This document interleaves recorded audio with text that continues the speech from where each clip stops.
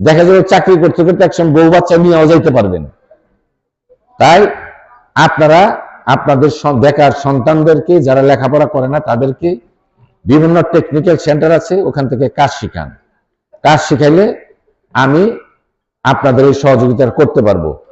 আর সরকার আমাদের দলের, বাংলাদেশ জাতীয়তাবাদী দল বিএনপির সরকার যদি রাষ্ট্র ক্ষমতায় আসে, আশা করি ওখানে চাকরি দিতে পারবো, একদম পিয়ন থেকে সর্বোচ্চ পর্যায় পর্যন্ত চাকরি দিতে পারবো। এটা কোনো সমস্যা হবে না। প্রত্যেক ডিপার্টমেন্টে যদি বছরে 10 জন করে দেওয়া যায়, তাও তো কিন্তু অনেক দেওয়া যাইব। এগুলা নিয়ে আপনারা চিন্তা ভাবনা করেন, কারণ বেকার থাকলে একটা পরিবার ধ্বংস হয়ে যায়। বেকার সন্তান পরিবারের জন্য বোঝা। এই সন্তানদেরকে কাজ শিখায়া বিদেশে পাঠান, এবং দেশে যখন আসবে তখন সেই বুঝবে যে বিদেশে যাইয়া যে উপার্জনটা করছে, আমার পারিবারিক অবস্থাটা কি পরিবর্তন হয়েছে। আর গ্রামের চারিদিকে সন্ত্রাসীদের আনাগোনা শুরু হয়েছে। অনেকেই তাদের ব্যবসা বাণিজ্য করতে পারতেছেন না, হুমকি ধমকি দেওয়া শুরু করছে। গ্রাম থেকে অনেক ছোটখাটো ব্যবসা যারা যুবক শ্রেণীরা করে, এরা আমার কাছে গেছে। আমি বলছি যে আমি একদিন গ্রামে যাইয়া তোমাদের সাথে এবং গ্রামের মানুষের সাথে কথা বলবো। এই কারণে প্রথম, দ্বিতীয় কারণ আমার জন্মস্থান আলবদি, এই কারণেই আমার আশা। কারণ আমার যেমন অধিকার আছে আপনাদের কাছে, আপনাদের অধিকারও আমার কাছে আছে। আমার যখন সুযোগ যেটাই হবে, আমার এই সুযোগটা আপনারা গ্রহণ করবে। আর আপনাদের কাছে আমার চাওয়া কি, আমি যেখানে মিটিং মিছিল করব, আপনাদের খবর দেওয়ার সাথে সাথে আপনারা আমার সাথে গেলে আমি একটু শক্তি পাবো, সাহস পাবো, যে আমার গ্রামের চাচারা, ভাইয়েরা, আমার ভাতিজারা আমার সাথে উপস্থিত আছে। কারণ নিজের ঘর ঠিক থাকলে, নিজের ঘর নিয়ে যদি সামনে বাড়ান যায়, সেখানে সফলতা 100%। আজকে তো সংখ্যায় কম, কিন্তু ইনশাল্লাহ ভবিষ্যতে সংখ্যা আরো বাড়বে, আরো অনেকেই আসবে। আপনারা যখন আমারে ডাকবেন, রাত্রে 2টায় ডাকেন আর 3টায় ডাকেন, আমারে উপস্থিত পাইবেন। আমি আপনাদের সাথে আছি, আমি আপনাদের ভাই, আপনাদের সন্তান, আমি আপনাদের সাথে নিয়ে চলতে চাই। আপনারা যদি আমার সাথে থাকেন, আশা করি যে কোনো জায়গায় সফলতা অর্জন করা সম্ভব। কারণ ইতিপূর্বে যারা এমপি হয়েছে, চেয়ারম্যান হয়েছে, এই গ্রামের মানুষ কিন্তু সাথে ছিল, তাই সফলতা আসছে।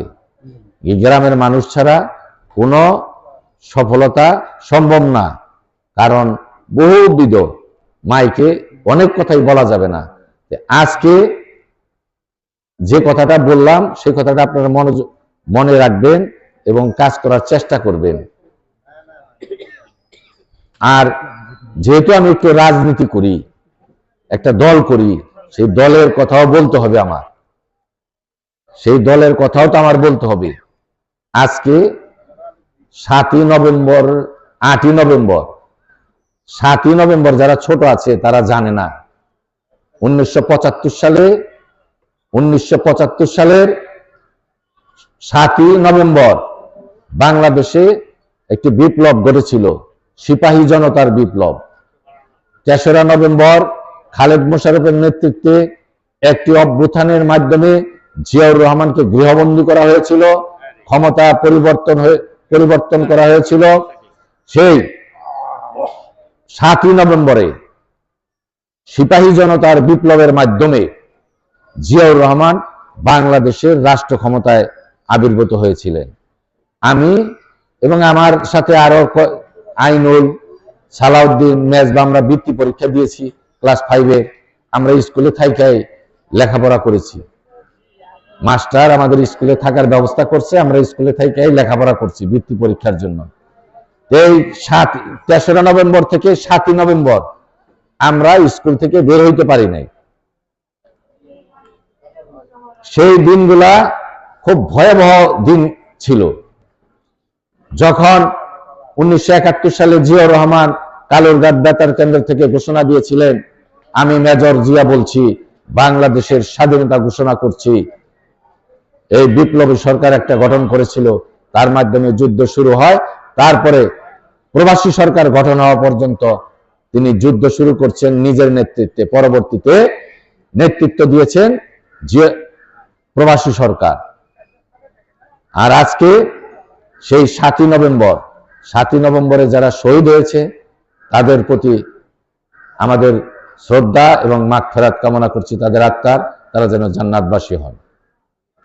প্রিয় সাথী বন্ধুগণ, মাগরিবের সময় ঘনিয়ে আসছে, দ্রুত কয়েকটি কথা বলে শেষ করে দিব।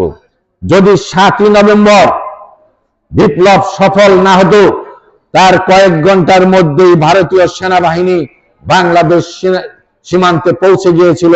তারা কয়েক ঘন্টার ভিতরেই ঢাকা দখল করে নিত, আর বাংলাদেশ হতে পারত না। সাথী বন্ধুগণ, তাই আজকেও বাংলাদেশের বিরুদ্ধে ষড়যন্ত্র চক্রান্ত হচ্ছে। এই ষড়যন্ত্র চক্রান্তের বিরুদ্ধে বাংলাদেশের প্রত্যেকটি নাগরিককে রুখে দাঁড়াতে হবে। যদি আজকে বাংলাদেশের স্বাধীনতার সার্বভৌমত্ব বিলুপ্ত হয়ে যায়, তাহলে আমরা বাংলাদেশের স্বাধীন নাগরিক থাকতে পারবো না। তাই সাথী বন্ধুগণ, আজকে আমাদেরকে ইস্পাত কঠিন ঐক্য গড়ে তুলতে হবে সারা বাংলাদেশে।